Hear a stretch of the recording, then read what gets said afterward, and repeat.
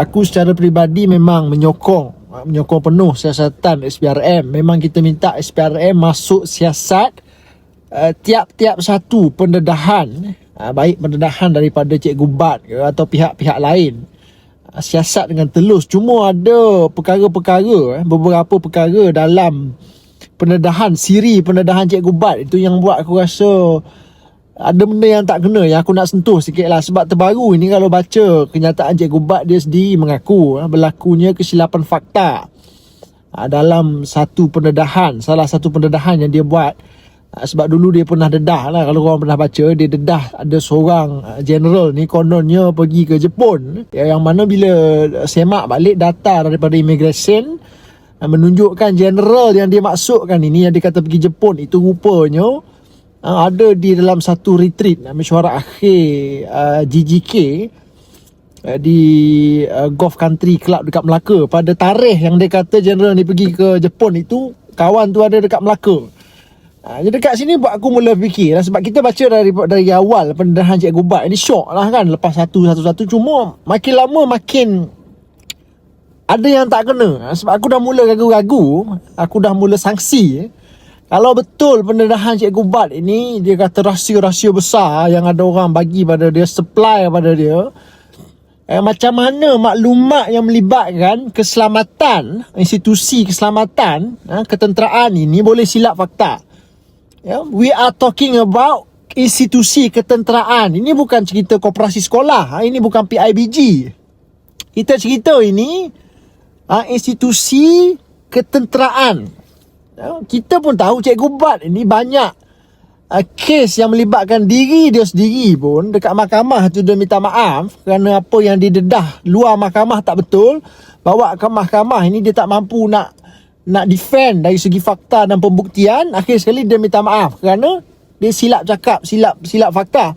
Rekod Cikgu Bat pun kita tahu. Sebab aku agak heran macam mana Cikgu Bat, dia seorang je yang boleh betulkan dakwaan yang dia kata salah fakta. Itu kononnya yang dia kata ni, apa yang dia pegang ini adalah base kepada dokumen, fail yang sulit, rahsia, keluaran dalam kerajaan bertaraf rahsia. Ada tulisan cop rahsia besar-besar alam itu. Siapa yang bertanggungjawab buat audit forensik pada dokumen yang dia tunjuk ini? Dan macam mana dia sendiri yang buat salah, dia sendiri yang boleh betul kan? Kau tak muskil ke dekat sini? Lagi satu soal ni, soal dia ada cerita kedudukan PTD itu sendiri pun. Hari ni kena ingat, PTD ni belum lagi didapati bersalah dalam apa-apa pun pertuduhan pendedahan. Itu tak ada pendakwaan apa lagi. Itu baru peringkat siasatan.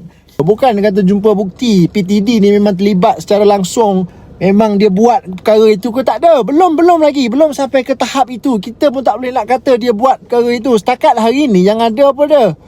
Hanyalah persepsi dan pendedahan yang dibuat oleh Cikgu Bat, yang dia sendiri kata ada orang bagi pada dia. Dialah yang betulkan fakta tu salah, dialah yang kata fakta tu tak betul apa semua dia. Setakat hari ni belum ada concrete evidence untuk sahkan okey PTD memang main projek tender perolehan. Tak ada lagi pun setahu aku lah PTD ni dia tak ada kuasa nak meluluskan tender ikut sukati dia. Tender perolehan di MINDEF ini bukan mudah-mudah aku nak sign, nak luluskan bagi pada orang. Dia tertakluk kepada proses yang sangat-sangat ketat, termasuk dalam dasar kelulusan endorsement daripada Kementerian Kewangan MOF Datuk Seri Anwar Ibrahim sendiri.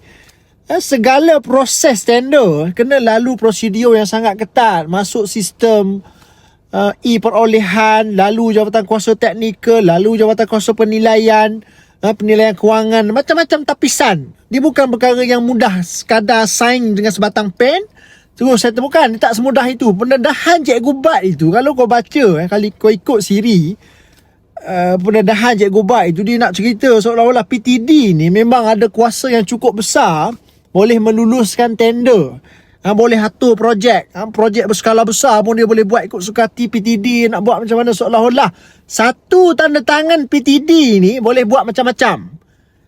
Itu tak betul. Last sekali isu mengenai pelantikan Jeneral sebagai Panglima Angkatan Tentera PAT. Yang Cikgu Bat kata ditangguh ini seolah-olah memang ada masalah, ada bukti dakwaan salah laku, ada bukti rasuah komplot dalam kepimpinan tertinggi Angkatan Tentera. Sebab itu ditangguh apa semua. Lantikan jawatan-jawatan besar PTL, PTU, PTD ni yang paling tinggi, PAT ni, semua perlu mendapat perkenan yang di-Pertuan Agong. Perkenan yang di-Pertuan Agong kita kena lalu satu proses yang ketat. Dibuat melalui Majlis Angkatan Tentera tertakluk kepada Tapisan Keselamatan Integriti. Barulah diperkenankan oleh yang di-Pertuan Agong. Dia bukan senang-senang nak lantik macam itu.